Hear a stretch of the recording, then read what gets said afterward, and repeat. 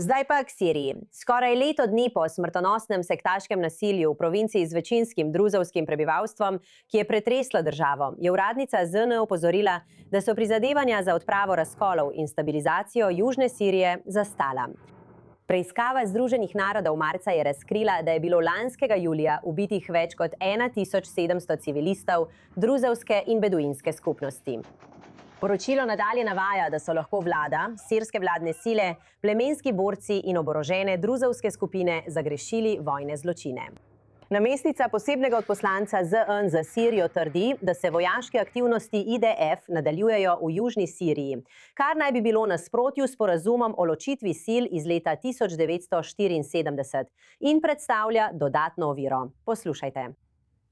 Ni bilo napredka pri izvajanju načrta za krepitev zaupanja in reintegracijo v Svejdi iz septembra 2025.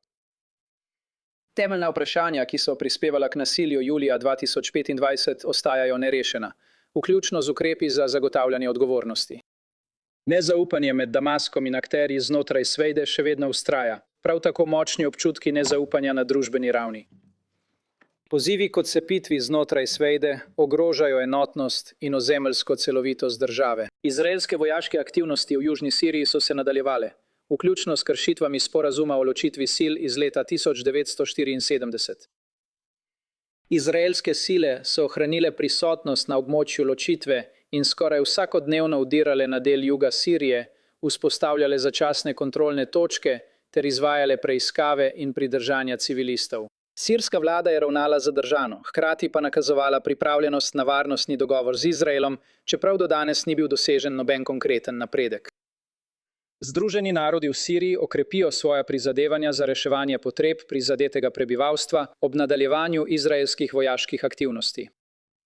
Odločno ponovno pozivamo Izrael, naj spoštuje sporazum iz leta 1974, izpusti nezakonito pridržane osebe ter spoštuje suverenost in ozemeljsko celovitost Sirije.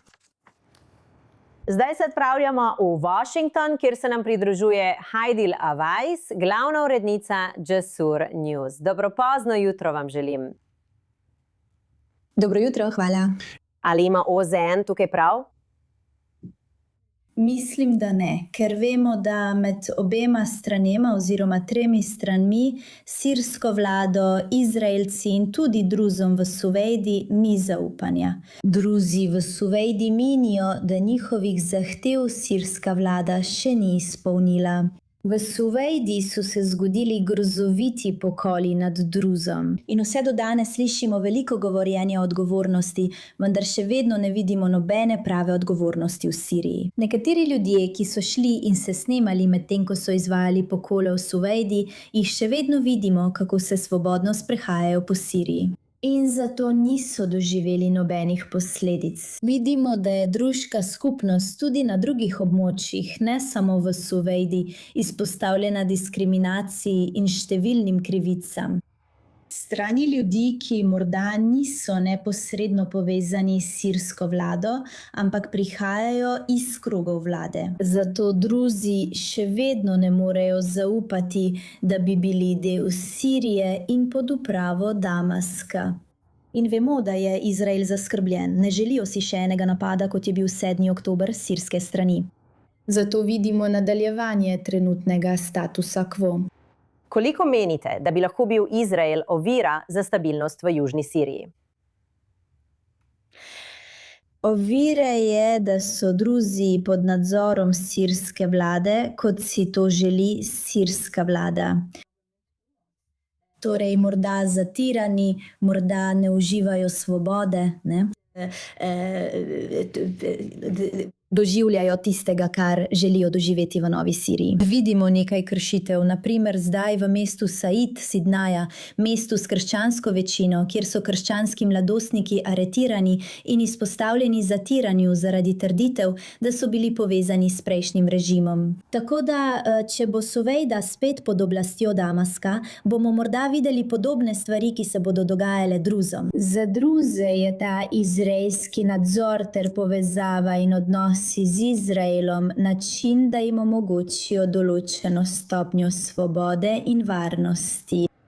In veste, kaj pa z vidika predsednika Trumpa, ki pritiska na Sirijo, naj pomaga v boju proti Hezbolahu v Libanonu, medtem ko je sirski predsednik izključil vojaško posredovanje? Bi lahko pritisk ZDA prisilil Damask, da to ponovno preuči?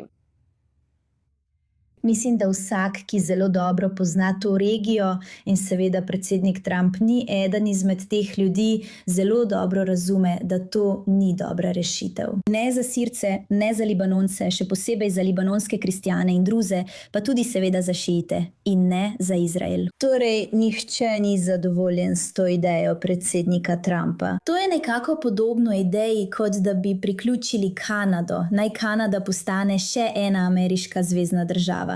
Zato mislim, da to sploh ni realno.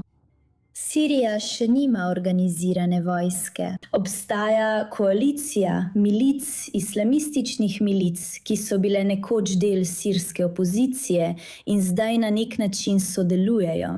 In če pošljete te islamistične milice v Libanon, ki je na družbenem, političnem in mnogih drugih ravneh zelo drugačen, to bo povzročilo velik kaos in veliko zatiranje in zelo slabe in bedne razmere za Sirce. In slišali smo podpredsednika Vansa, ki je govoril o svojem interesu, da bi bili kristjani v Libanonu varni. In mislim, da to ni dober način, da bi zagotovili varnost kristjanov v Siriji. In seveda vemo in vsi vedo, da Izrael ne bo zadovoljen, če bo videl Ahmad al-Šara. Sile in zmogljivosti se širijo v Libanon, ker Sirija in Libanon pomenita več virov, več sposobnosti, več zmogljivosti za novi režim v Siriji. In to sploh ni v korist ali v interesu Izraela. In tudi za Sirce, ki se že spopadajo s hudo vojno in gospodarsko krizo, to ni dobro. Torej, to v nobenem primeru ni dobra ideja. V redu, najlepša hvala za to razlago. Heidi Lavajs, glavna urednica Jasur News. Hvala.